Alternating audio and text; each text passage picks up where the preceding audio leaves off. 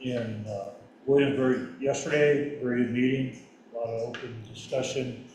There's going to be a lot of construction going on in both Canyon City and also Highway 50 going through there.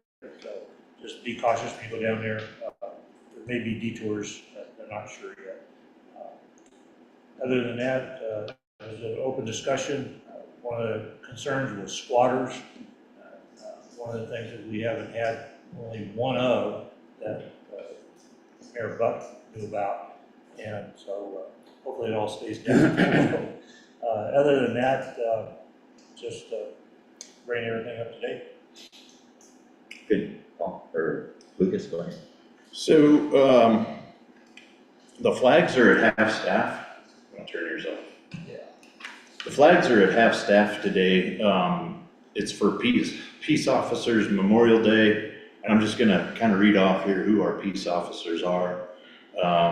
Rich Smith, Susan Barnes, Michael De Laurentiis, Paula Mankell, Elizabeth Robinson, Steve Konechny, Pete Elliott, Kobe Lusader, Lane Abercrombie, Brandon Thurston, David Binkowski, Daniel Santiago, Chris Dunbaugh, Evan Johnson, Robert Hunter, Megan Sabatino, Philip Ditto, Mike Dickinson, Ann Loachi, Mel Vanderhoff, Aaron McCarthy, Charles Cox, Jacqueline Manzione, Cameron Four, Justin Robinson, Cole Collins, Brent Tassitano,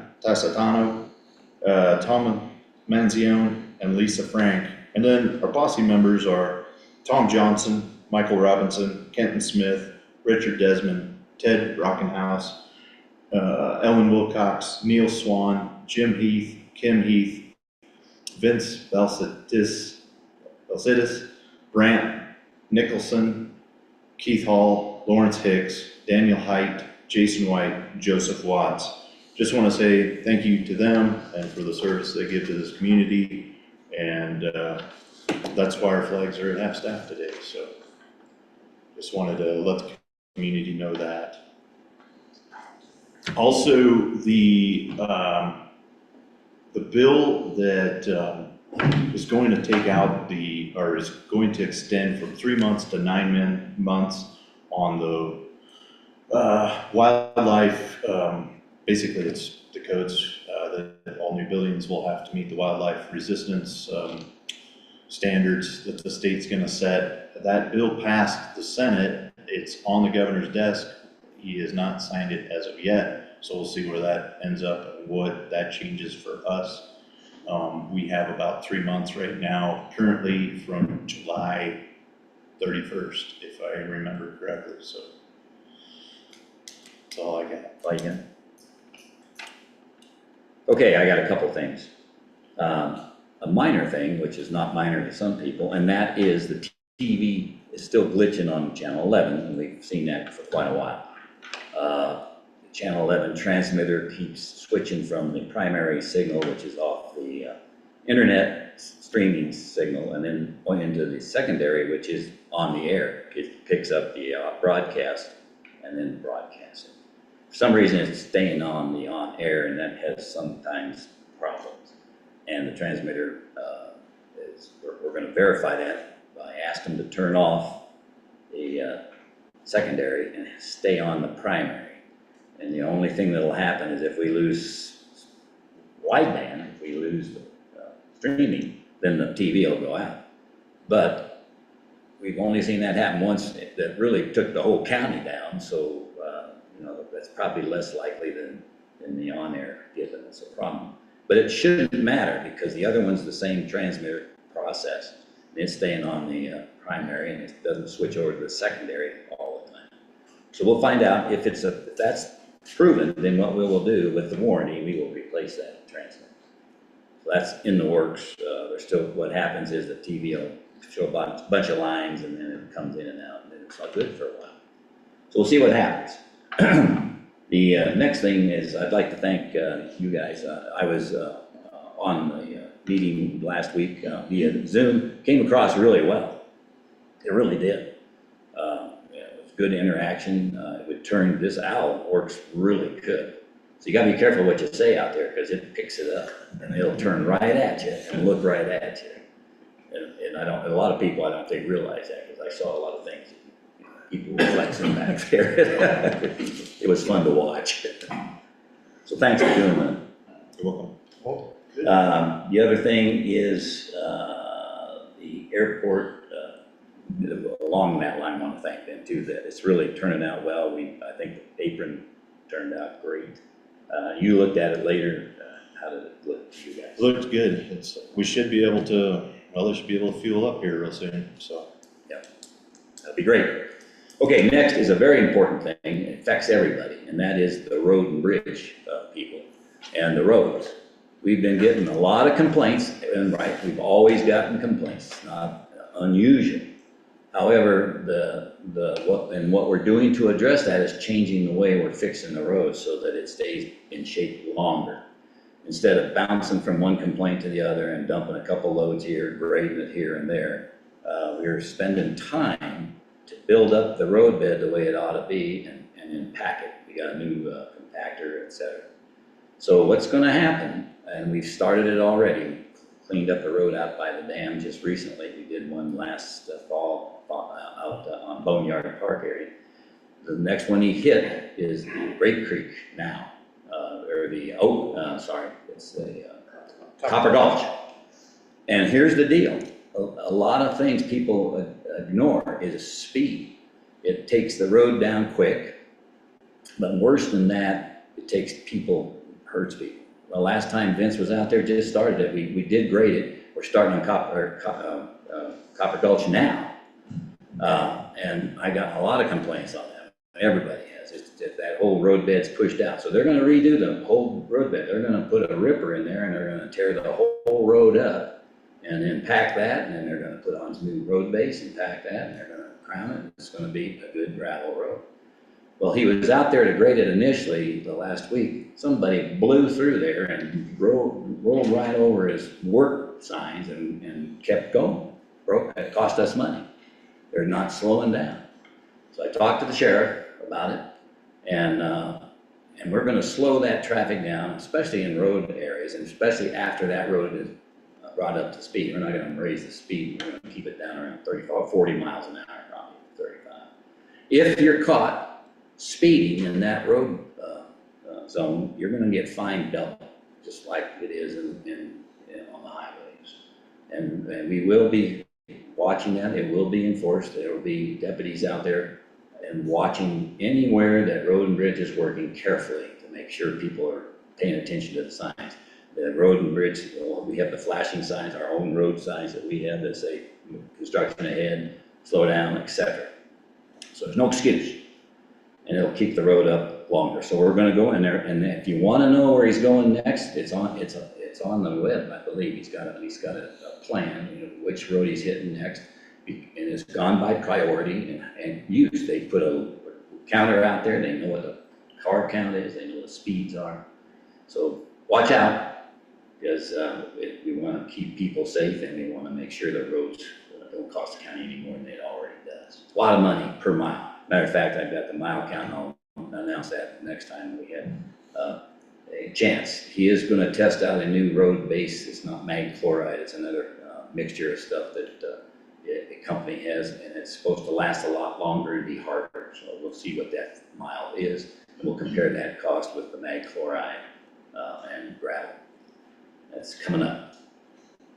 Also, on the another front, remember the resolution we passed some time ago on banning pornography in the county for people sale to it on kids under the age of 18. We passed that unanimously. It was sent to every county in the state. I sent it to use as a model. I got a lot of calls on that, and they are modeling it, and some are paying attention to it. The state legislature had the caucus that the Republicans had, led by Stephanie Luck, was going to go down that and try to get it in this legislature this time to have a resolution of some kind with the GOP. They elected to go after, I think it was motorcycles instead. So that got lost. However, she called me back and they want to have a meeting, and we will be meeting with Ricky Schroeder again and the team that helped put that in place. Good news is there's new technology that has been enacted and it is working in the world now, and we are going to use some of that. As a matter of fact, it's an Israeli engineering firm. It's called Canopy, and they would have had a meeting with us already, but that technician got called to war. Imagine that. They're going to Israel. Israel's getting serious about it. So once that comes back, there is another engineer that will take it on, and what they've asked for is for us to have another meeting with the three of us and others.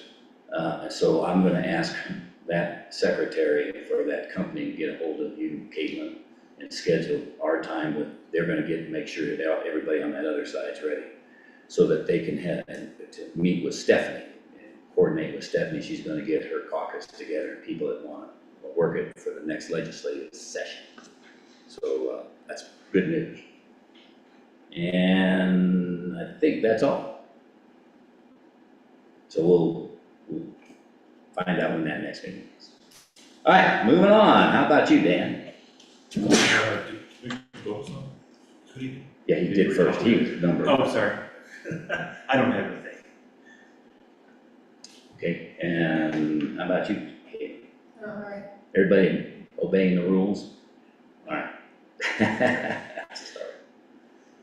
Unfinished business, I don't have any. No, it's just that, just on the road closures and things like that, it is posted for alternative way into town. So while they're working on Copper Gulch, they're telling people to go on into over to the highway on Reed Road and bypass Copper Gulch because of the massive amount of work. And the locals will still be able to transit up and down, but very cautiously with all the equipment. I would like to have that. Good, thanks. No? Okay, and that brings up the new business. First one on is accounts payable. You want to bring that on? You wanna hit your mic? Oh, get used to it. All right, these are the AP that's, well, close to 5,000 and over. Landfill, vendor was Colorado Forestry and Earthworks. It's our scraper lease. We rent for about 4 weeks. It was just under $32,000. Sheriff's Office, patrol, DCF guns. It's for the ammo for the year, $4,920. Road and bridge maintenance, McFarland Oil for fuel, $23,717.67. Emergency management, CCC communications, radios, $14,456. This is reimbursed by Homeland Security grant that I think came out in '22, and we had about 3 years to use this money up. This amount of money was for air monitors, and I had OEM change it at the last minute to radios, since we have a lot of radios that are going out of service. Basically, they're not going to be serviced by the towers. So we at least got some of our radios paid for by Homeland Security grant. Other auxiliary service, the Custer County Fair Board, 2024 expenses are in $16,139.91. And then I've also put the reimbursements here, just to show what we have reimbursed either for phone use or personal check that they put out, or credit card that they used. So that's that. The total amount for accounts payable is $192,026.85. Say it again. $192,026.85. And the difference from what we had was due to what? So it was another $445 for Custer County Kids Council credit card that they put in. that we got at the last minute, so, Okay, that makes sense, because that's what they see. This will be reposted. okay. Okay. Motion. I move that we accept the report, AP report, to the amount of $192,026. How many cents? And 85 Oh, cents. 85. 85 cents. Okay, and 85 cents. I'll second that motion. Okay, all in favor, Lucas? Aye. All those on aye? Kanda, aye. Okay. Potential fire suppression pond. And that was proposed last time, we put it on this agenda, so come on up, whoever's speaking. He's on, online. Oh, awesome.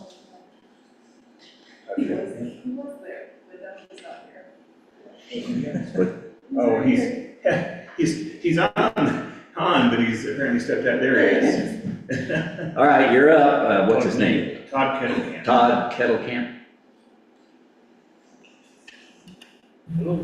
Good morning.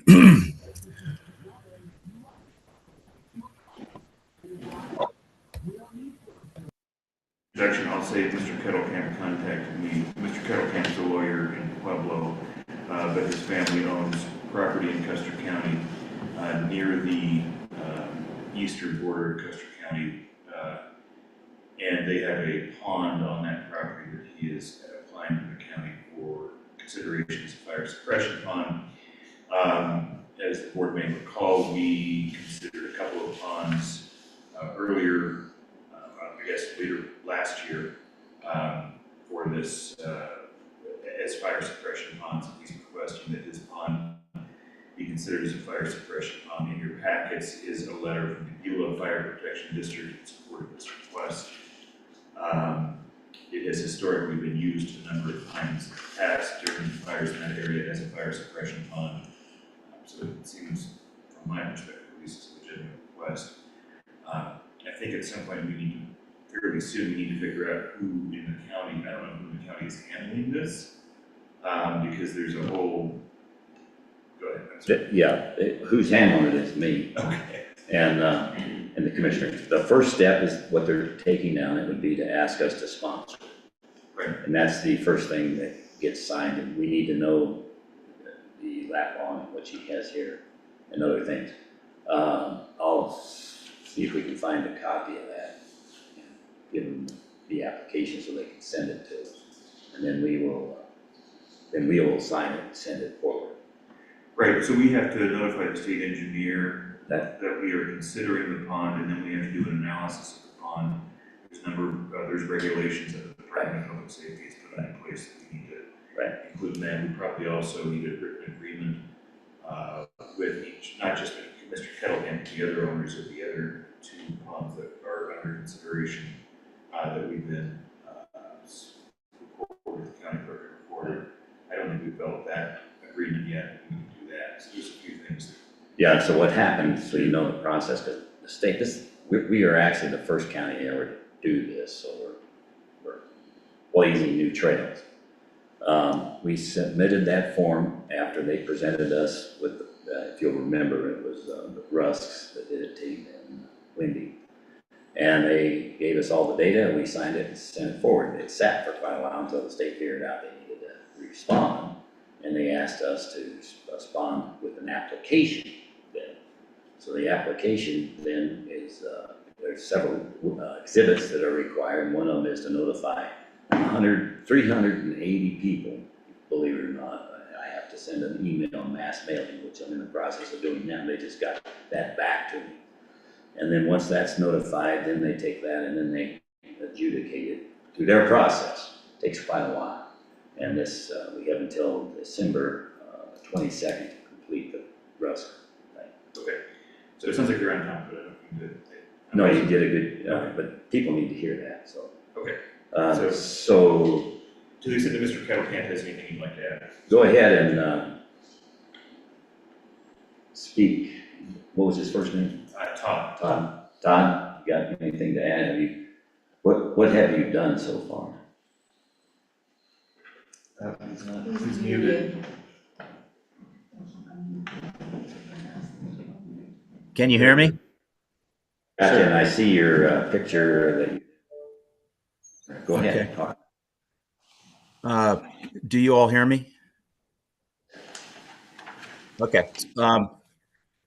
Well, I became acquainted with this fire suppression pond legislation, and it seems the appropriate thing to do for a pond that has been used repeatedly during fire operations. We might as well go ahead and make it official, gentlemen. The Forest Service, when these forest fires occur, certainly they're unplanned, and they send in their helicopters to collect water from wherever they can find it. And our pond is centrally located in that North Creek area. And in the past, they never asked first. They just took it. And this last time around, after we had put fish in the pond, every time one of those helicopters would pick up a load and fly out, I'd state to whoever I was standing with, well, there goes my fish. Firefighters appreciate it, they had some Yeah, trout to fry. but it's a good source. It's well over 6 feet deep. I would guess it's probably closer to 10 to 12 feet deep, and the helicopters have no problem getting to the pond. I've noticed some of the regs concerning obstacles close to the perimeter of the pond. They seem to be rather stringent, but I can just tell you from experience, the helicopters have never had a problem. So anyway, we just would like to make it official. The issue is who would prepare the need assessment, and the legislation says it's the fire district where the pond is located, but Dan and I have discussed this. Evidently, Wet Mountain Fire District doesn't extend as far as our property. The Beulah Fire District, however, would be more than happy to prepare the needs assessment if your Board of County Commissioners would accept it. Yes, of course, and you can do that. It's in that district, and that's the right process. And I would get them to get with Jeremiah Coleman, because he worked with the Rusk request. Technically speaking, it's not in the Beulah, it's not in any fire Is it- district. It's near the Beulah boundaries. Okay, but they're willing to do that. There has to be some Yes. fire department covering, so whoever Yes. has that, it would be Beulah. That's Yes. right. It's in Custer County, correct? Yes. So the other question I have is it adjudicated? Is it in danger of being drained? Like, they're draining any pond that's not been adjudicated after 1972? It was a pond that has been there prior to 72. So, this issue of adjudication, that there's no permitting, that's not known about by the Division of Water Resources. But it was constructed back in the 60s.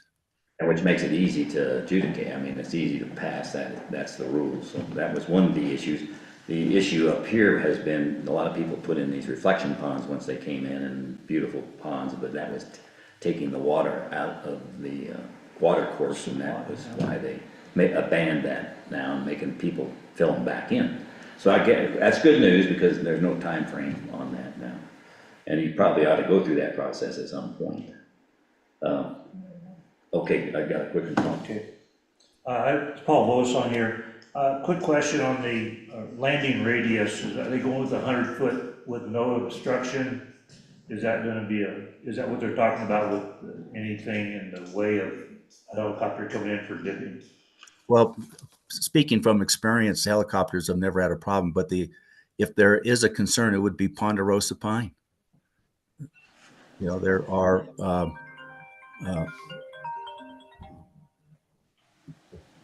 there is a ponderosa pine that might be within that radius. I haven't measured it, but obviously any assessment would take that into consideration. That's right, and they would have to cut it down or do whatever if it doesn't meet the specs. Pose a problem. Yeah.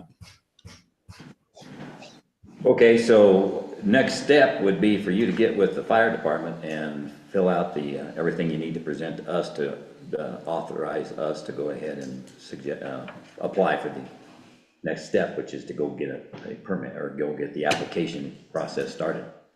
Okay. Well, I think the first step is what we did with the Russ, and that's for us to vote, That's place the pond under consideration, and then he does the application. That's correct, but he has to give us the data that he gets from the fire department and to do the assessment first, to come in here with enough information to have us convinced that that was what the Russ did. I think the Rusk's asked, I mean, he's given us the data as well as a letter of support from the Okay. Beulah Fire District. Right. So I think the next step is for us to put it under consideration, and then we collect the more detailed data that the regulations require. Right. Okay, so I'll make a motion that we approve Todd Kettlecamp's request for designating this pond as a registered fire suppression pond under Senate Bill 22-114. And to apply for. And to apply for it. Okay. I'll second that motion, Volson. Okay, it's been moved and seconded to move this application forward with any other points? No, I think it's a good thing to make it official and get it where it needs to get. One question for Dan. Dan, do we need a memorandum of understanding between the fire in Beulah to cover that area, even though it's not in there? We wouldn't need something with Beulah, no, but at some point we'll need something in writing with the landowner themselves, pursuant to the regulations. And that's in the application they handed us. Yeah. That's what they handed me. Yeah, that's mine, yeah. Thank you. Yeah. Okay. Any other points? Public or comment? Hearing none, I'll call for the vote. All in favor of approving the application for a fire suppression pond by Todd Kettlecamp, say aye. Aye. Volson, aye? Kanda, aye. Okay, thank you, Todd. Thank you, gentlemen. Have a good Thank day. you, sir. Thank you. too. Thank you. Planning Commission letter of interest.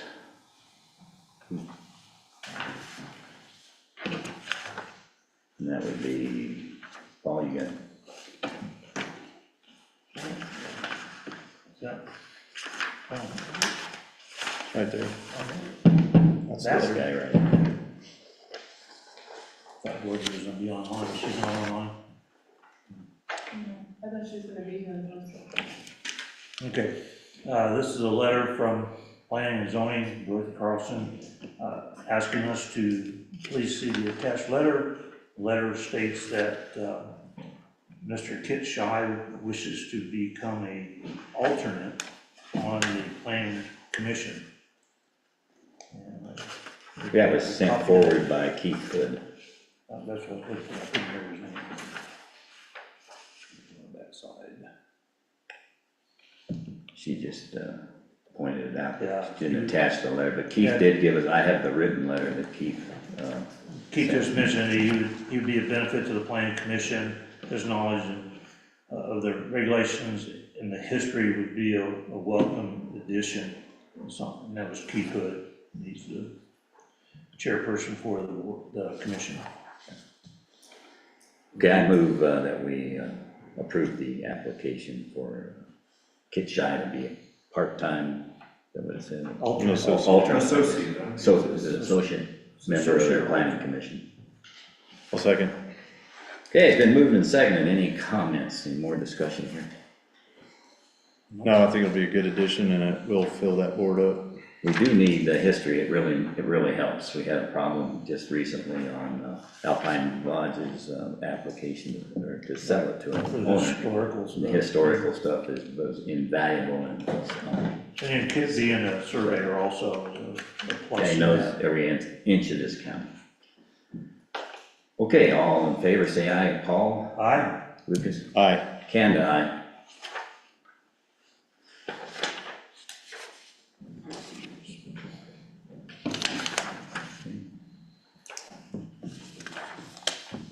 Amendment to the Department of Human Services contract. Come on up, Vicki. Good morning. You can take it by order, we just hold our hands up. Do it in whatever order you want. All right. So last month when we met, we did a contract for services with Just hold it close to yourself. Dreama Ortiz with Huerfano County. And we had a contract that was signed. In discussions with Dreama and the state and all of the issues with being able to hire people who are qualified for the position, which they have to have a bachelor's degree or higher.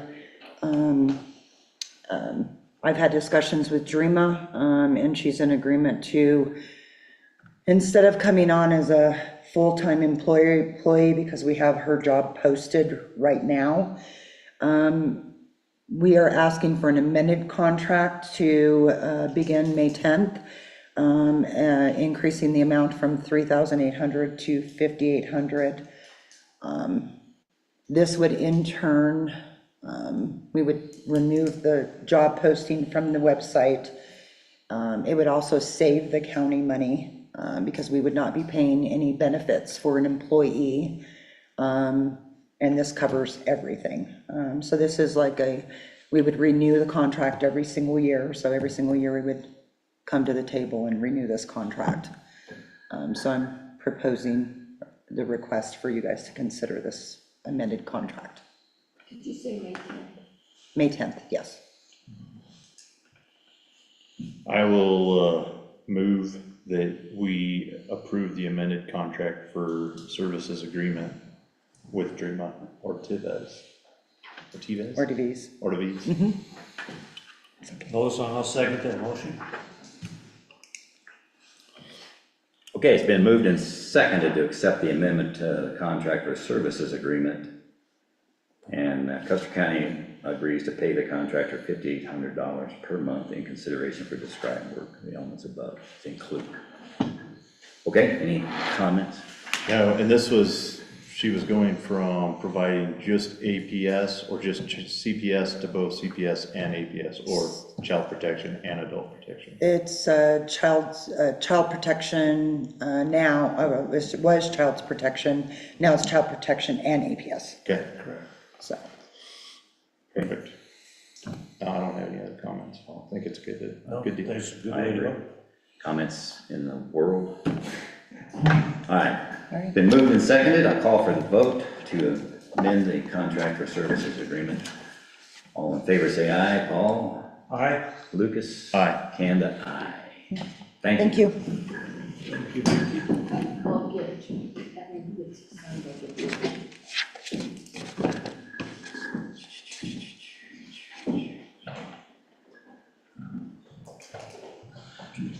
Okay. Okay, next, the shoot. We got a change. All right, a change of the 2025 BOCC, BOH meeting schedule. Just wanted to get this on the record. We had it June 18th, but because of my UOCOG meetings being the same time frame with moving our meetings to Wednesdays, starting May 28th, we're gonna go back to a Thursday schedule just for that date. So June 19th is a Thursday. That'll be the staff reports. July 23rd and 24th, those second quarter and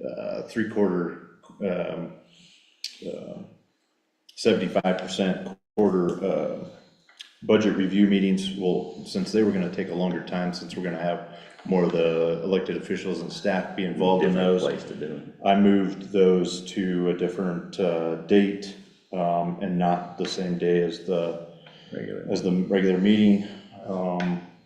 We had some Wetmore Community Center meetings that kind of conflicted, so we moved those dates around, but we're talking about 1, 2, 3, 4, 5, 6, 7, 8, 9 dates that we needed to change, so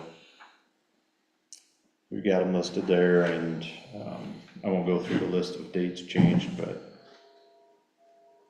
yeah.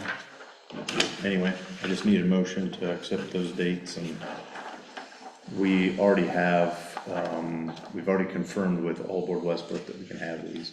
I have a question. Yes, ma'am. On that quarter, or on the, the, budget. the Yes. quarterly budget. So this is a list of your meetings. Correct. But those are Workshops, yes. So will they stay on this No. list? I just put them on there just so we could reference what we had changed the previous week. But Okay, as soon as, I just left them on there so we could jog our memory on those. But as Okay. soon as, so they'll come on. Yeah. And those dates, I don't have the, so you have the minutes. So I thought you changed the dates of those last week already. They all moved from being on Thursdays to being on Wednesdays. What we found out is that then we had the discuss, so we changed those dates, then we had that first quarter budget review, and after some of your comments, Kelly, from being there and saying, hey, it'd be nice if all of us, we started thinking, hey, maybe it would be good. It would be good for the sheriff to see landfill and experience what everybody else has to go through in their budget. And maybe it would help us all as a team to get, Well, it helps to a us, better them budget. understand why we make decisions and it's not arbitrary and that there's a need over here that they, it supersedes their need that they're bargaining for. It Yeah. helps us resolve things quicker. correct. And they're not getting secondhand information. Okay. Then I see that it did change. So last week we went forward, now we're going back again on those. On a few, On but the quarter, on the, the quarterlies were always on Thursday. We left them on Thursday, but when we moved all the meetings to Wednesdays, those need to go back to Thursdays because we don't want to have those the same day As a meeting. as a BOCC meeting. Because those meetings probably need to start at 9 o'clock in the morning because those might be all day, probably will So be they all day. should. So, Okay. I move that we approve the new schedule as Lucas presented. I'll second that motion. Any further discussion? I will have to inform Jim Chaplin which days we're having meetings on Wednesdays and which ones we'll have on Thursdays. Actually, I was just gonna tell you that the reason we moved it to Wednesdays is because Jim always comes on Wednesdays to make sure that. And I don't mean to pick on you, Jim. Go ahead. But I understand. I have a hard enough time and I got the schedule in front of my This face. is the Jim Chaplin schedule that we're approving. We'll put out a Jim memorandum. Okay, any other comments? All in favor of the schedule changes proposed, say aye. Lucas? Aye. Vogelsong, aye? Kanda, aye. Okay, moving right along. You wanna do that? Resolution for the sick leave, who wants to present that? I'll present that. So we've been talking about sick time, leave time, vacation time, all of that. Now that payroll is under the accounting side of things, and I'm kind of well, I guess I'm not kind of, I am the managing commissioner on that. Therefore, you own it. Therefore, I kind of own it. So I want to get this solved, taken care of by the end of the year.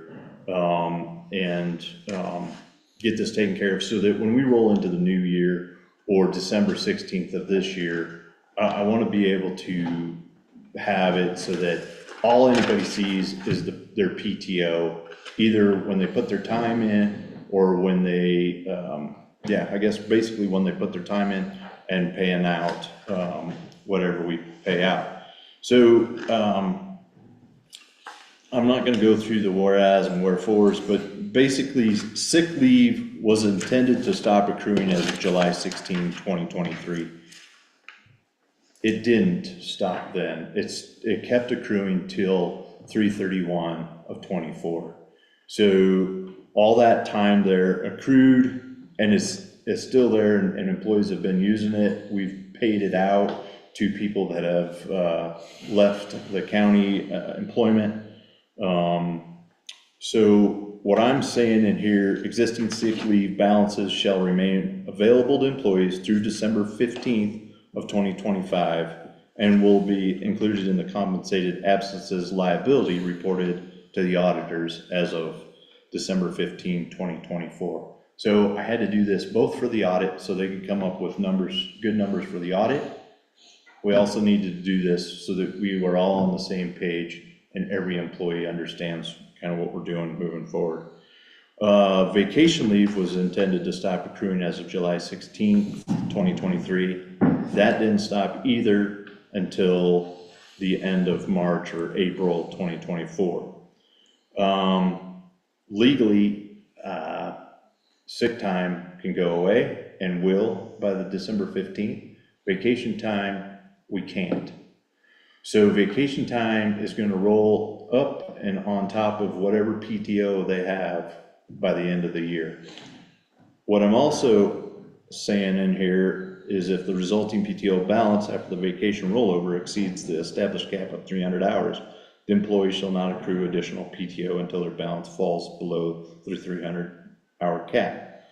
Also in here, they need to use their vacation time up and not be using PTO. So if this passes, no longer will they be able to use the PTO because they've got a balance of vacation and accruing PTO. So essentially what they can do is if they continue to use PTO, they continue to accrue and they've got this bank over here of vacation time. So I guess, Dan, if this isn't legal, let me know, but what I kind of want to do is use up that vacation time, use up that sick time. They've earned the vacation time for sure, and we just need to use it up, clean it up, and then at the end of the year, whatever remaining vacation balance they have will roll on top of whatever PTO balance they have. So. Go ahead, you got a comment? I was just gonna say, I spent some time talking with Bob about different options, and this is, you know, what Bob and I talked about, and I've got no problem with this at all. I mean, it's rather complicated, but this seems to be the best way to figure out how to dig out of this and move on after the end of the year. Okay. Okay, so I have a question. After you dig out of the problem, I don't want to have the impression that we're penalizing somebody for not taking vacations because they like to work. I mean, that's our benefits us because they're not away from the office. So they earn that vacation time and they pay that out eventually, right? I mean, sick time, you should only be taken if you're sick, and I can understand why you can't pay that out later. That makes sense, because it's not something, because you're not sick anymore, you're not working anymore. So are you sure this is legal to do? I think you've researched it, Dan. Yeah. I don't want to get somebody claiming that we took something away from them that they earned just because they didn't take a vacation. Again, you're not entitled to your sick time. Well, first of all, the whole concept of sick versus vacation time should have gone away by now, but it hasn't. Yeah. I mean, that's why we adopted the PTO concept, was so that we didn't have to deal with the delineation between sick time and vacation time. But that is one of the biggest delineations between sick time and vacation time, is that vacation time is something that you've earned and that you're entitled to at termination, whereas sick leave isn't. It's not. And in terms of penalizing someone for not taking vacation time or whatever, I mean, we already have in our policy a 300-hour PTO cap. Right. So that has already been a policy this board has made, is that, you know, whether you consider that a penalty or not, you know, we're still capping PTO at 300 hours. Sure. So this merely allows, it recognizes that vacation time is earned, and that you're entitled to it, and that we can't just throw it away at the end of the year. Right. And that's why we're allowing that to go above the 300-hour cap, which we otherwise wouldn't normally do. But one once they understand that they have that 300 cap, then they can manage that themselves to not have an abundance of 300 in it. Well, they can, but as Commissioner App has indicated, we would want them to take vacation time before they use their old vacation time before they use the PTO time, because at that point, then they're really taking advantage of the county if they were to use PTO time instead of the vacation I time. mean, they're gonna be informed on how that rolls into and managed by them. And I already sent it out to all the elected officials and department heads, so if there was questions, hey, this is on the table, we need to do something, we need to move it forward. But essentially what we had is, especially when we moved it to 4 days a week, typically people take less vacation once you move to a 4-day work week. Because you have 3-day weekends and at least 1, 2, 3, 4 months, you have 4-day weekends. What I don't want to do is that I want to reduce our liability of all the pay that we have to pay out. Otherwise, if we don't, we make this a pension fund. Essentially, this becomes a pension fund and people never take time off. We need people to take time off. People need to rest up. People need to spend time with families, and we need to encourage that for the overall health of our employees and serving our community. So I agree. The problem too that we could have and we don't want to see is somebody taking a big chunk of it and being gone when we need them here. So we won't want to encourage them to take it, but take it, I don't know how to say wisely, but you know, unless there's we'd have to work with the supervisor of whoever's taking it and they want to take a month off. oh, I didn't approve your time. I know. Or yours. No, You see what I'm saying? and I get it, but what How do you handle that? I mean, we need to come up with systems to handle that time off then. okay. And I don't know what that is. I think it's for sure individual yet, but between a supervisor and whoever's wanting to That's take what I it. mean. And then making Communication sure needs to that be they done have for- somebody there to fill in. Okay, any other discussion? I have a question. Let's have a motion first.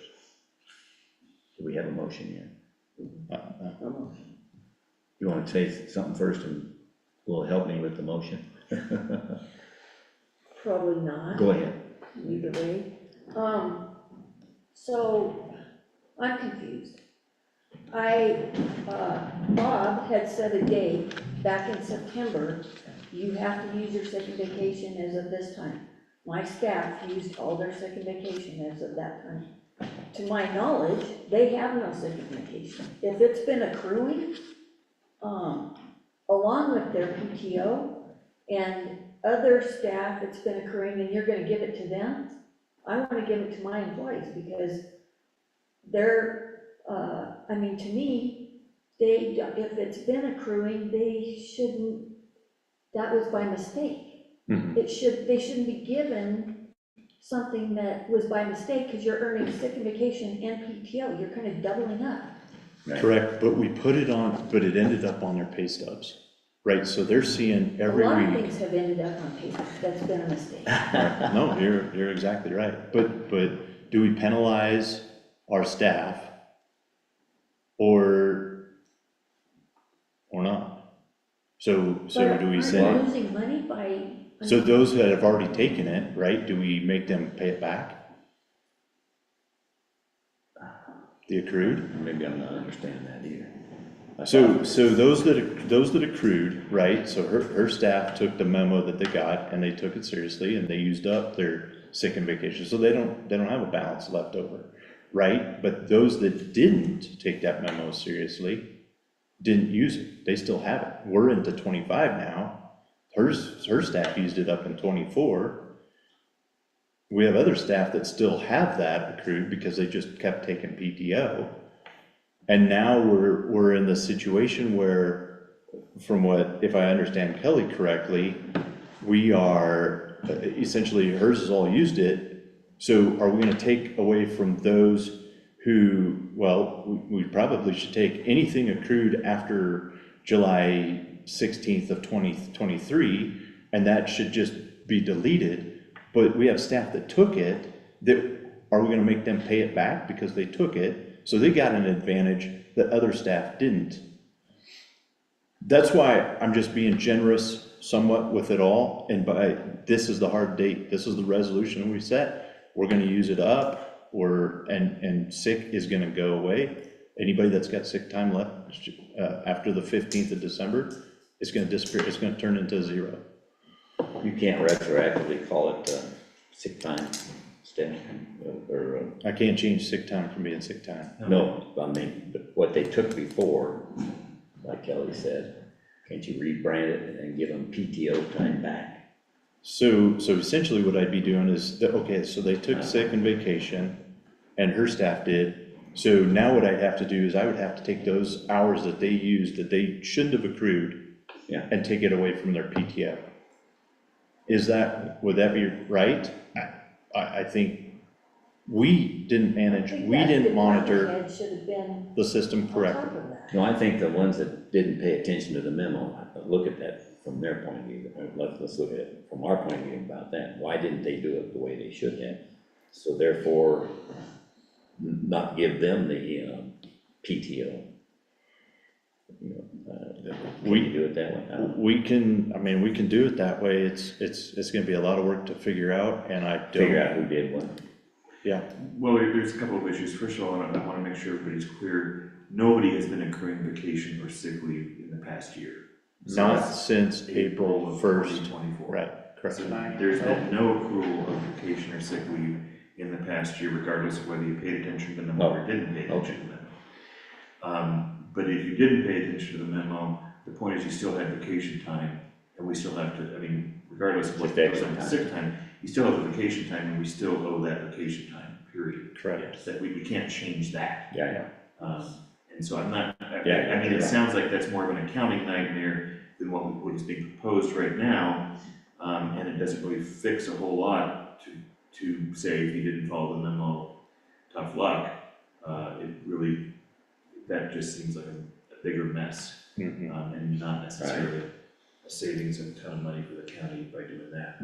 So it didn't keep accruing. No, it didn't. Not after April of last year. No.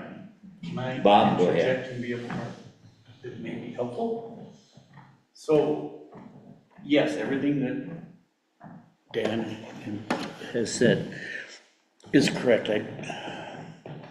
To go back, the hours for sick and vacation, it was just timeline.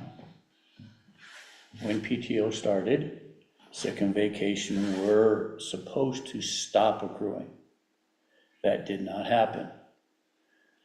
That accrual continued until April, May.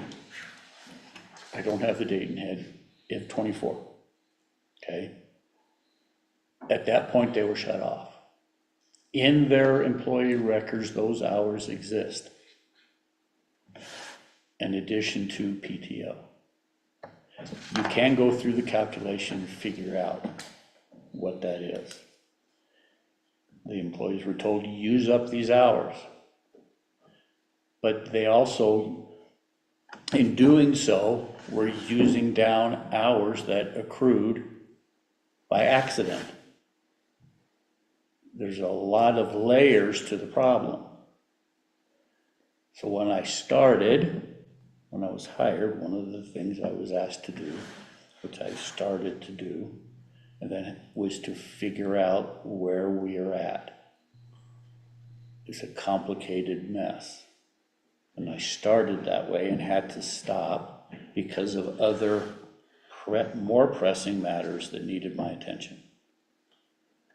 So I asked the board, hey, I need until September. I'm asking you to give me that time to do it. You passed a resolution saying yes. But because of all the other issues, that deadline passed. So I have been working behind the scenes, trying to gather as much data as I could to address where that came from, how to fix it. I've had meetings with employees, with department heads, with all kinds of people say, give me your records, because some employees were taking it on their own. Some departments were tracking it on their own outside of all of that. And so, and I've had been told that in some employees in records past that the county, in addition to the hours accruing, when they shouldn't have, the county gave employees lump sum time for sick. And again, double or tripling the amount of time that was there, further complicating the issue. But that didn't happen to every employee. So he had to go back, so that's the work I did.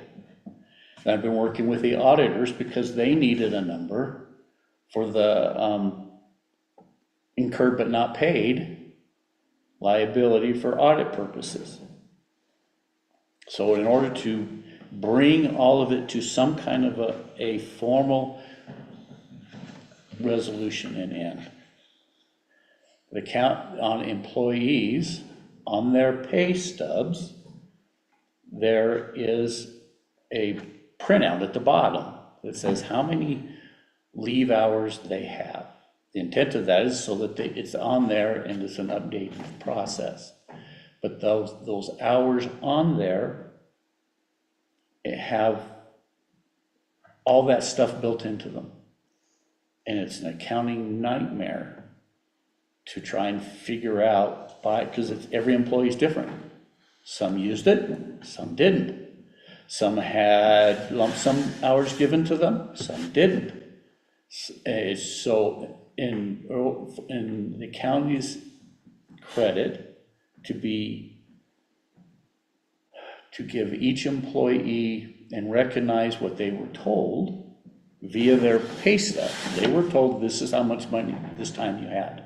What was the initial cause of the problem? Was it the transition to CIC? Was it something, policies that weren't there a long time ago? What caused it? In my opinion, the original problem is a couple of steps. One, the county went from bucket time off, sick and vacation, to one bucket PTO, and that's common now. But that transition, the sick and vacation continued to accrue. And that fostered the beginning of the problem. So someone didn't click a button. That's Yes. exactly right. Yes. That's the short answer to your question. That's the short answer to your problem. Now, there's layers to that short answer, And that's but the 'cause short they answer trained right, is, the CIC didn't, well, whatever. well, it was the internal pay, We didn't do what we said we were gonna do by resolution, period. right, in the Absolutely. payroll system, there's buttons, if you want to call it that says, turn this accrual off, turn this accrual on. Okay. That didn't happen.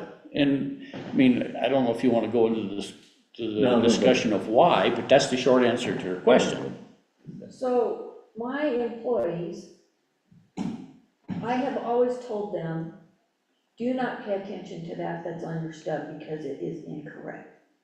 Because they've always said, we have way more hours on here than what you have, because I keep track of it on a spreadsheet, I always have. Right?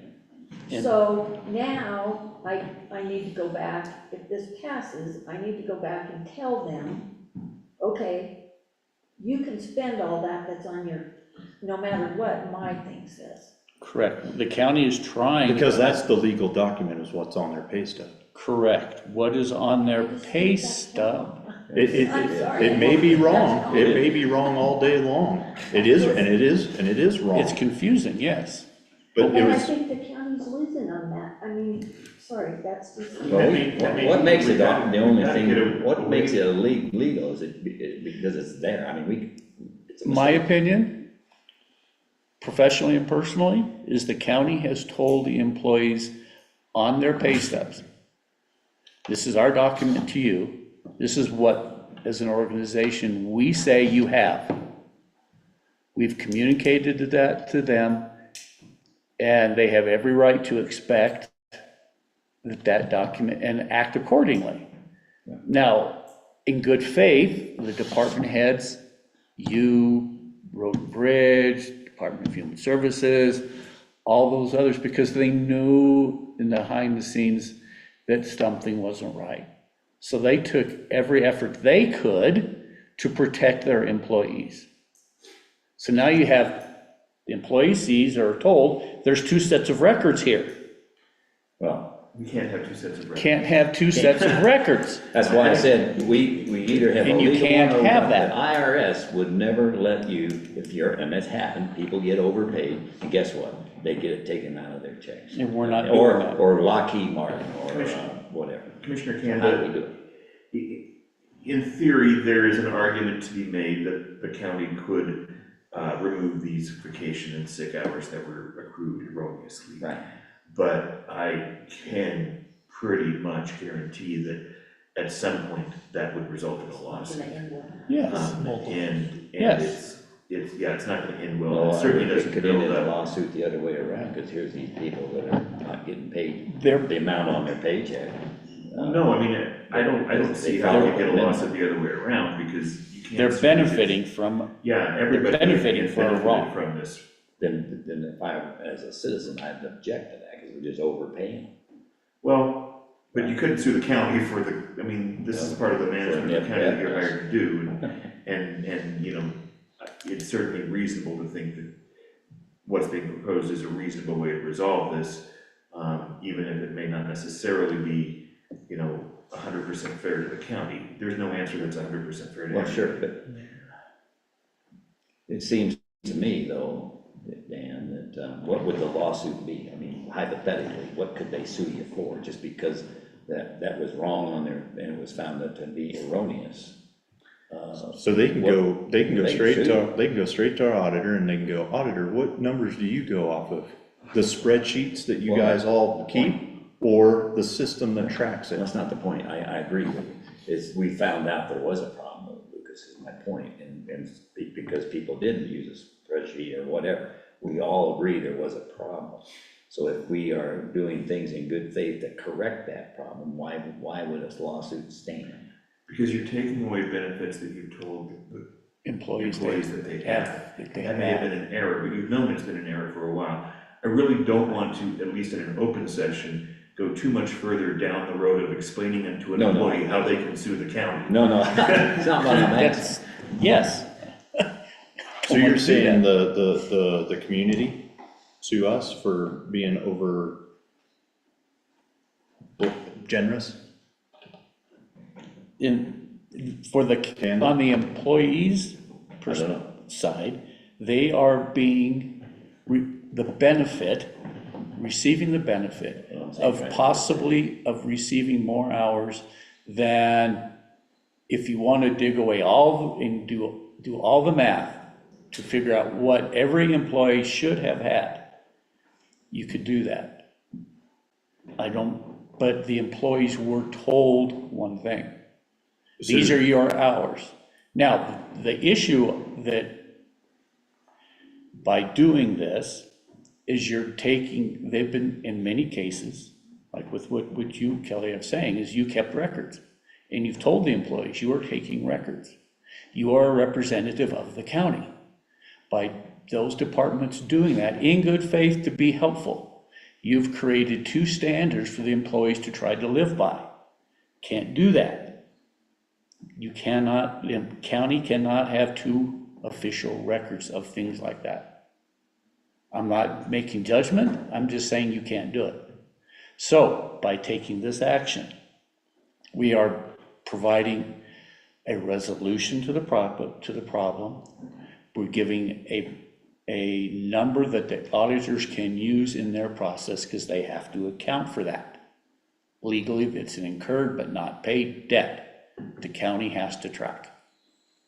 And we're giving the employees a final number that includes any possibility of the best benefit to them. Now, the citizens, I get, you're spending money of mine that I don't want to have to pay. Well, you know what? No, It's the best. I'm not arguing that, and that's Okay. true, but the point is, we recognize it, and what's the most logical way to fix it? If we can, how many employees do we have? We got 90. There's There's probably only many that 25, not all of them are maybe? hourly, and. There's only like 15, 20 of the employees we're talking about. and I don't want to give names. No, I know. So there's not that many. This is, in my opinion, as I've talked with Dan and the auditors, the best way forward is to do what this resolution I understand we talks have to about. give them something, I get that, in order to pass, to make the audit make sense, puts and takes. But I don't wanna, damage, I don't wanna hurt an employee either, and I understand. In this case, you're not hurting the employee. They're benefiting more than if you were to do, I would call an intensive forensic audit of the leaves. The employees that we're talking about, may very well receive less leave time than this gives them. But So is when that, we get through all this, can we count on Time Clock Plus being correct? Yes, it looks like Time Clock Plus and CIC, or CCI, CIC yeah, I do. is counting the PTO hours like they're supposed to be. Yes. Both. From The what I sick and vacation, for whatever reason, has been off. Yeah, as I've looked at it and looked at the PTO, when PTO started, to now, for the employees that are in this group, plus everyone else, those hours appear to be tracking correctly. So what you do is, it's an internal, is you would do an additional 2, PTO time, maybe add these hours on top of it, just like we've talked about. And I'll be monitoring on a monthly basis the PTO accruals going forward. This process, like I said, this process for those employees that we're talking about would end up benefiting from this process and moving forward, as opposed to doing a forensic dig down. There's, in many cases, and I did a spreadsheet where it, based on what my calculations were, significantly less time that they would have. All right, we need to move on. So, Lucas, you are monitoring it anyway. We have our internal audits. I should have. I shouldn't have been monitoring it, but I will be now. No, that that's it's what I mean underneath accounting. Well, in fact, the accounting should have been, from our process forward, that's what our plan has been. We were gonna have our internal audits, which would catch this anyway, as opposed to separately. Exactly right. But the citizens out there can say, where are the 3 commissioners monitoring Well, that's every function? And that's what we do, but that's what we're doing, and that's why this came up in the first place. The audit we put in place, the changes that we've made. So we've done that. Yeah, and that's why we have to go, I mean, that's why I put this forward, because we have to come to a conclusion, and we have to have an end date. We have to have something that we are definitely behind and definitely gonna go forward with, because I don't wanna go back and penalize those that took all of that erroneously accrued, that was not their fault. They didn't accrue it falsely. We did it. It was our system that supports our employees. We did the bad, the 3 commissioners, because we monitor that. So, that's where I'm at. So I think I came up with the simplest solution I could to move forward. Did the auditors look at this too? The auditors haven't, but the accountants did. They did. Yep, and they agreed with this. So it will balance the book. So it'll reduce our liabilities for future audits. Just for the county alone, it'll reduce our liabilities. Because we don't have to keep the cash in hand to cover if all 87 employees leave at the same time. Or however many. However they do it. Right. Things happen. Just brings it all together. Yeah. Do we have a motion? Not yet. Good. I move that we approve this resolution 2530, a resolution of Custer County, Colorado relating to the final transition from sick leave / vacation leave to paid time off system. Well, I second that motion. And it sounds like it was, from my point of view, it was wrung out pretty well. Thanks for the discussion. You're welcome. Any other discussion? No, I think it's- Public comment, I'm getting there. Public comment. Brian from landfill online. Okay, Brian, you're up. Yeah, can you hear me? Yes, Gotcha. Okay, yeah, I just wanted to say that I agree with Lucas 100% and Kelly's concerns as well. But I mean, this whole thing started when CIC and Time Clock Plus came together and it was, initiated at the same time. And at that point, all the department heads were supposed to get all of their employees' hours to, the finance people. And we did that. Well, I quit tracking because Time Clock Plus was supposed to be tracking. And so, and I know Kelly and I know Road and Bridge and I know some of the other departments they kept keeping track, but I didn't because we weren't supposed, I mean, it was supposed to be in Time Clock Plus. So, I mean, I think moving forward, I think this is probably the best thing. And I mean, I know it's probably going to upset some people, but like you said, you can't have two tracking systems. So it's got to be this. And so that's all I wanted to say. Thank you, Brian. Thank you, Brian. Thank you. Any other comments? Okay, all in favor of passing, of approving Custer County Resolution 2530 as discussed, say aye. Lucas? Aye. Paul? Vogelson, aye. And aye. Thanks, good job. It needed to be run out. Thank you, Bob.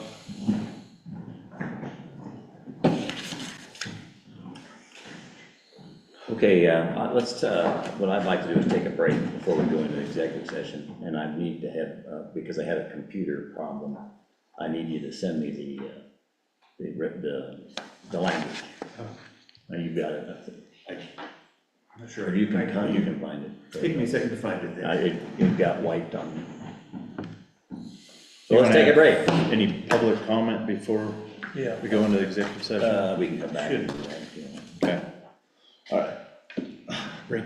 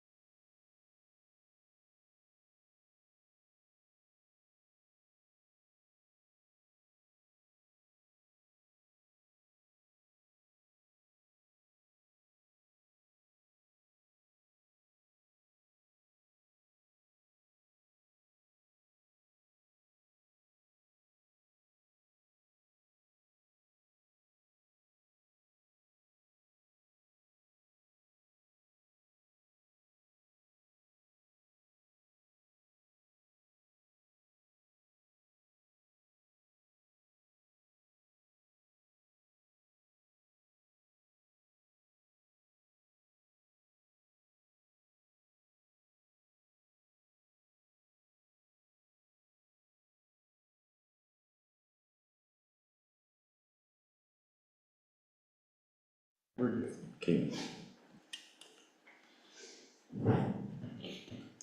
Okay, we're back from the break. Time now is 10:24. We're back in session. Anybody online? You online? Okay. Okay, we're back from our break, and we're gonna go into an executive session for legal advice.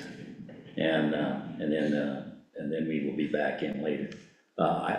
You wanna have some public comment now? Well, I think, I mean, in case, Rather than sticking around. in case, who knows how long this may last. Yeah, if there are any other public comments, hold on a second. And how many people are online? 4 still? Yeah. Same 4? No, slightly different. Jeff from West Coast Web Design, Lauren Neeson, Ron Coast, and Vicky White. You get all those, because that'll be the last we'll hear of. Kelly, you got I it? don't keep track of. Okay. Yeah, Fine. just when they speak. Okay, we'll take some public comment real quick. Jim McManus, state your name and speak. Jim McMahon, my question is where's the Justice Center issue at? Are we, is that just a stalemate right now, or where is that? No, it's not, but right now, it's the members, we've got notes out, we're looking for people to join, and we've got that coming. We were waiting till this last few months have gone by. The time to start on it is now. We're gonna wait and have it ready for the next year, the year after, during the election cycle, a year from now. Not gonna be up this year. So we wanna get a lot of data, we wanna start where we are and then move forward. Yeah. So I've got a list of several people that have asked to be on it, including Joy Anderson's one of them. Okay. The other question is the software, the computer software for the finance department, is that going where it needs to go? That is going to need to be changed. We have to time that right, and we need to get some RFPs out there for doing that, and when we're gonna do that. With a change of treasurer coming up, because we're both gonna really should be using the same software system, so we're not having to, it'd be harder to carry over between the two of them. We need to do it along with whoever the next treasurer is gonna be, so. So do we do that after a year or two of a new treasurer being in place, or do we do it right as we're transitioning? We need to have some discussions around that and see how many people we need to really be there to make sure that that transition's smoother than the last time, so. And then the auditor that we've had for, 8 years, 15 years? Are we trying to find a different auditor to kind of comply to the rule? So the rule, and I don't know which one you're exactly preferring to, it is, there's no CRS that states the counties have to change their auditor every 5 years. It's state agencies that have to change every 5 years. Counties can continue with the same one, whatever they want to. From my standpoint, I think we should RFP every 5 years so that at least we're not sole sourcing, because it is a big dollar amount. We may not get apples for apples with a different auditor. A different auditor may go, you know what, I'm gonna look at everything 50,000 plus, and here's your audit, where Sam DiNardo or Garen Ross and DiNardo dials down to $500 and up expenses. So we may not get apples for apples just because we change auditors. We may get less price, but we may get less of a product for what we're paying for. So you get what you pay for, and you know, I've talked to a lot of people out there who've used either Sam DiNardo for their individual income tax, or West Custer County Hospital District has used them in the past. They come as a very highly reputable firm. So do we necessarily want to leave that just because we want to change our auditor every 5 years? I don't know. I think those are some questions I'm starting to have as I look into what other counties are doing. You know, some of our cost increase, I think with Donardo, Garen Ross and Donardo has been that our budget has gone up. We play with more money than we did, and maybe that's not a good term to use, but we went from, you know, 10 years ago, a $5 million budget to now we have a $10 million budget per se, you know, rough numbers. And so that is a whole lot more invoices to look into, money to track. The treasurer's taking in more money for all the different taxing districts that she receipts it from those that pay their property taxes and gives it to those special taxing districts that she puts it into their accounts for. So I think there's a lot of reasons why the cost has gone up. I am working along with our accountants to get that down and to do what we should do before we hand it over to our auditor, so. I guess my big question is, why is that rule in place to rotate out 3 to 5 years pretty much across the board? What is the reason behind that rule? Well, I think it is largely to make sure that you have fresh set eyes on stuff. So that maybe you and your auditor aren't working together. I think if an auditor is working with a firm or an agency and you're continuing to use that same,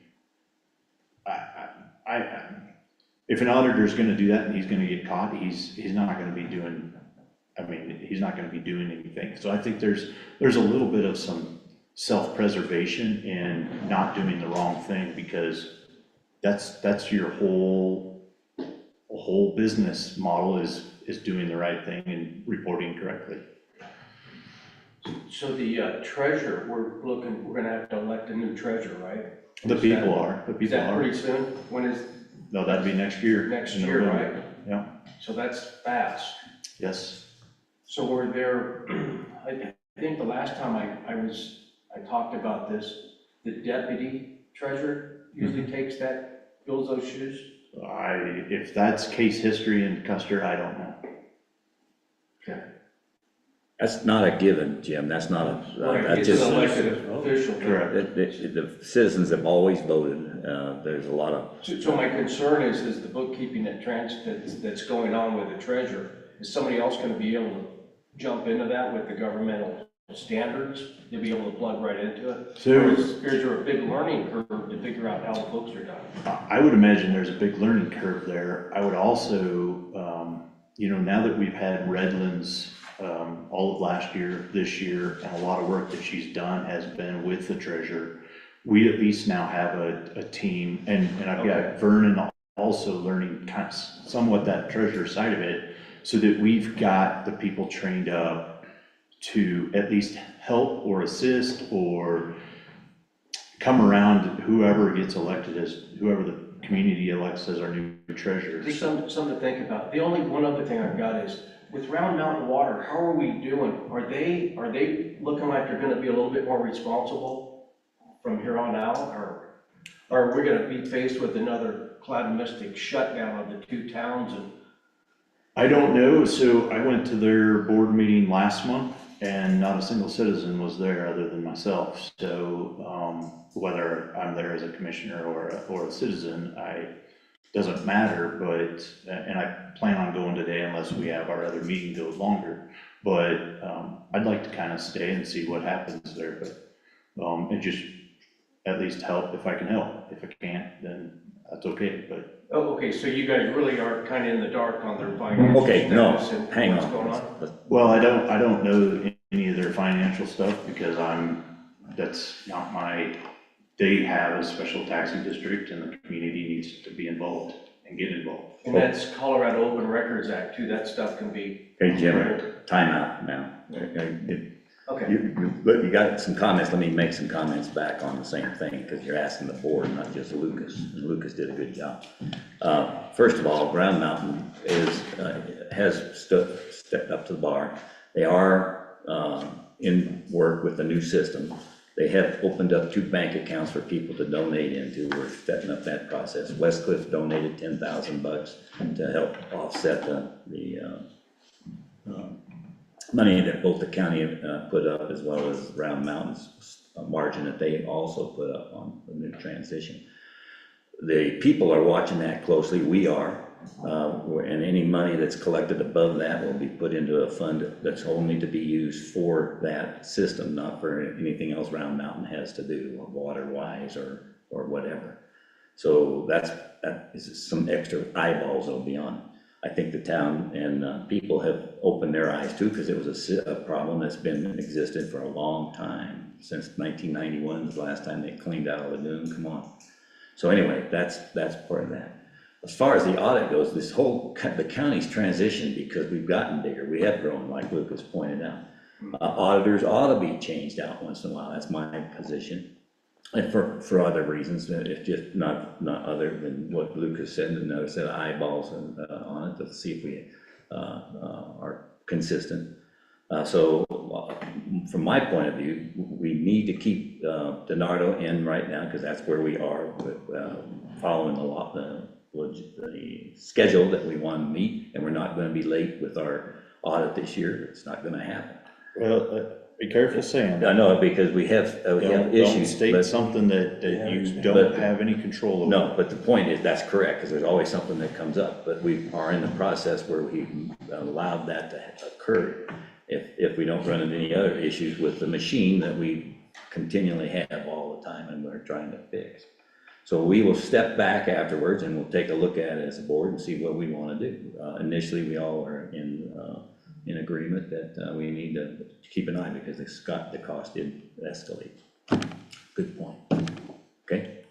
I just need to emphasize that the sanitation, that Round Mountain is its own government. Oh, that's right. The county does not exercise any oversight or supervision or have any authority with respect to how Round Mountain. Yeah, and I was gonna bring that, they are a separate taxing district, they have the authority, by the way, they can issue a receipt for the money donated, and it's tax deductible, just like we can, so that's the good news. Yeah, and I was very well aware of that. My concern is they have a very valuable service that they supply, right? It's not just valuable, it's necessary and It's- required. Exactly, so it's vital to this county. Right. With that being said, you have a little bit of responsibility not to have another Mayday again. And I would suggest that you saturate yourself with what's going on there. Because if we have to help them out with a couple $100,000, we might want to sneak that in the budget somewhere. And that's exactly right, so should the towns, by the way, both towns need to be on top of it, just because they've got them hired.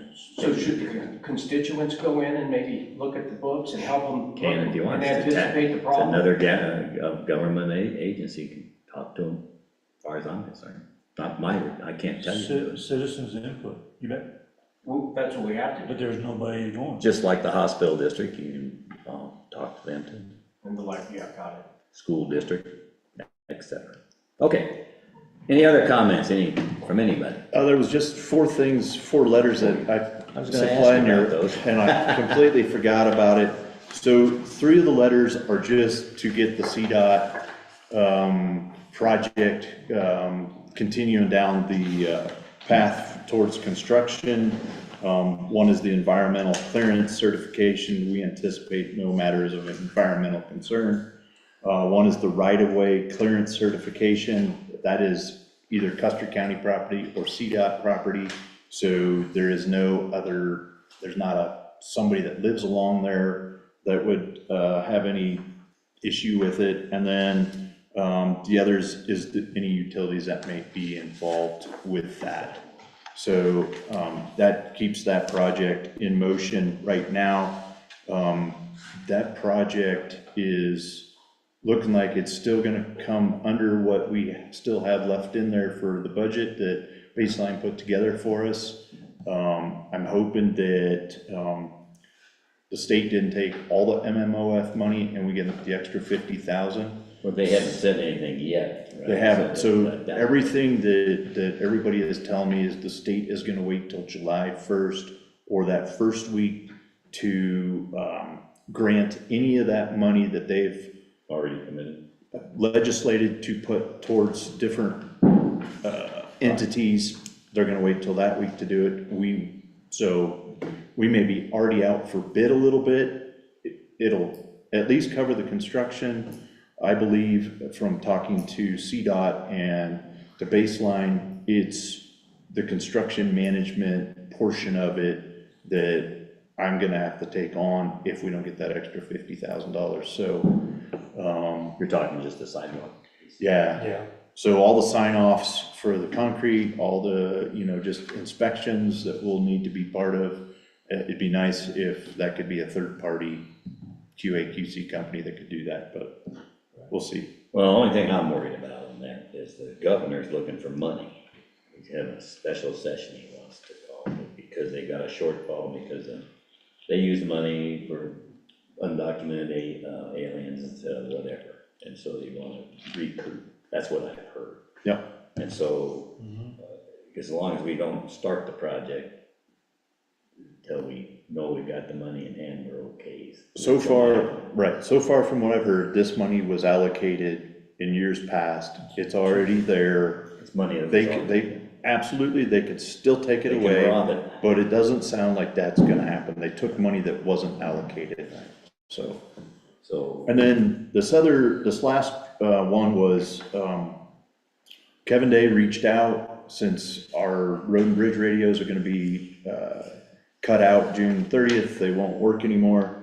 He reached out to Cody, his son, and he found Department of Corrections has new inbox, old stock APX 6000 radios, and he said all you need is a letter to request those radios. They don't come with a battery or a mic or a charger, and they'll still have to be programmed, which we're gonna have to do anyway, but this should save us a ton of money in this is Robert Mansell. from the state, yes.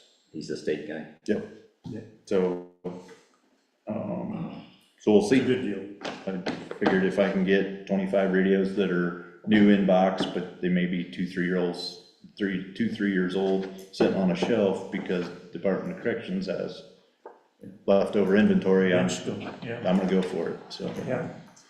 I just make sure you can get the charger, Yeah, be handy. yeah, that's right, and a battery. Yeah. Good help. Thank you, guys. Thank you, Nice to. All right, any other? I think I'm done. Okay, that being the case, then I move pursuant to Colorado Revised Statute Title 24, Article 6, Section 402, at subsection 4, paren B, to go into executive session to receive legal advice on a personnel matter. Give it a second. Need a second? I move. Vogelsong, I second that motion. Okay, all in favor of going into executive session, say aye, and Lucas? Aye. Vogelsong, aye? Can I? There we go. We're done. Thanks, guys. Thanks.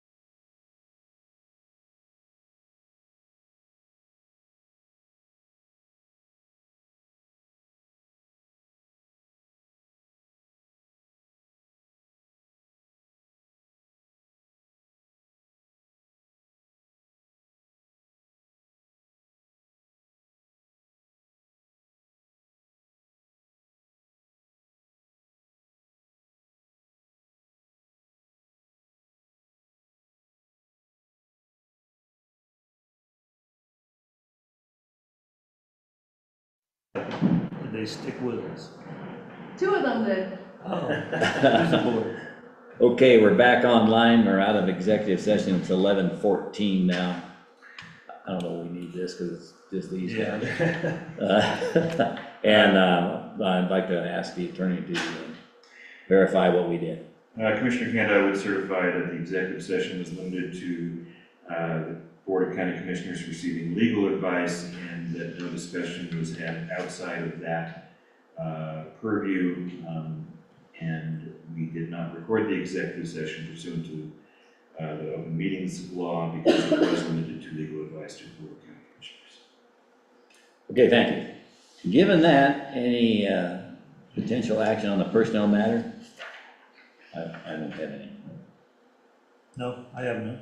I will make a motion that we put our P and Z director on paid administrative leave until May 28th, in which time we will have an executive session, or we'll have a meeting to discuss those actions. Okay, second. Volgasong, I second that motion. Okay, it's been moved and seconded to put our planning and zoning director on paid administrative leave until May the 28th, and at which time I will make sure we have an executive session on the schedule, and we'll discuss it. All in favor, say aye. Lucas? Aye. Volgasong, aye. Kanda, aye.